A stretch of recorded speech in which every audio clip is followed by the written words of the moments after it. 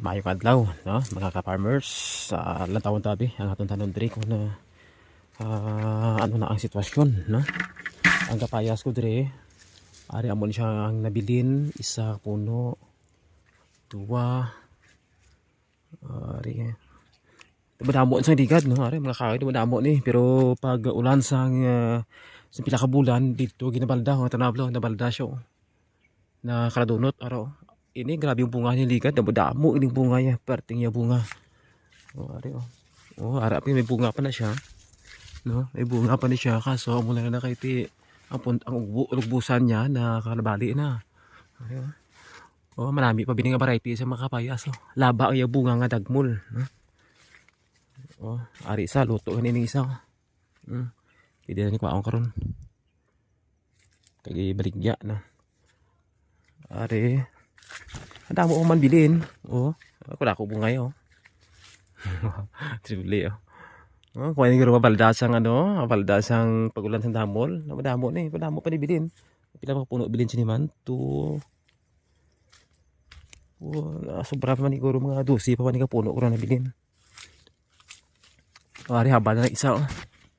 Oh, mga next week pwede na ni, next Saturday. Oh. Naman dito na mga tanom diri mga halo-halo na ni. May balinghoy ara, may kadyos. Saging. Saging di mga senyorita ni, no. Senyorita ko pilaplan ni kapuno abi, no. Ay nabi bunga yo. Ada mga senyorita ni. Ada. Mga senyorita man ni. Ara bunga senyorita. May isa kabulig lang ang nabiling bunga niya by next week panikuro, no? Senyorita. Oh. Tama na di kasiot sa likod, no? Tama na di kasiot ng porsyon. Kaya hindi ko nabi ma-sprayan kaya ano may balinghoy lang halang pa ni. Kasi bala kong malayab siya sa spray, no? Pag malaya ni kanugon. Kaso ta diyo. Mga kasagingan diri. Mga asta pa na di, mga kadyos, balinghoy. Mari oh, lagko bunga yo. Hadap na oh, habal na ang ano, 3 kabilog. Habal na siya oh. Lapit na lang. Nyari pigid nga ko lagko pigid nga nubulo ang dwarf pigid nga ano, no. Ang dwarf pigid nga kapayas ari siya oh. Asus. Ari oh, nan. Buga.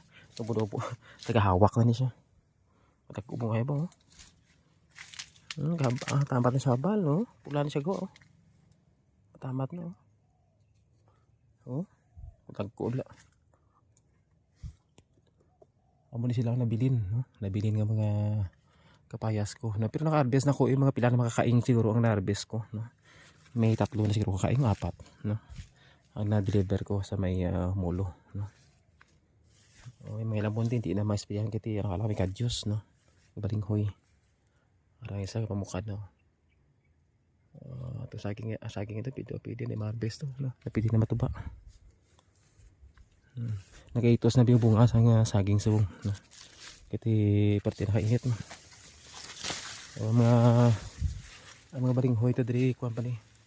Mga balinghoy ni mga by 3 months na siguro, no? 3 months pa kag pwede siya makali. Pwede siya kabuton. Are next week pwede na yung 3 kabilog siya. Pwede na ni habal na ni. Kaya pula-pula na gawa. Na mo lang sitwasyon diri, no. Siyempre padto na sa may summer, mainit na. Gamatamat naman na ito sa mga tanom, no. Kung hindi ang pabunyagan. Kay diri nga po siya nga daan, no. Sa umaga daan. Kung magtag-init ang tubig nagahina. Siyempre wala ka nasang source ng tubig nga pang bunyag, no? Pero dito sa porsyon sa ubos may ato dito, no? May ginatanom ako dito, no? Ipakita ko sa inyo pa next nga video, no? Sige, no? Halong katanan and God bless, no?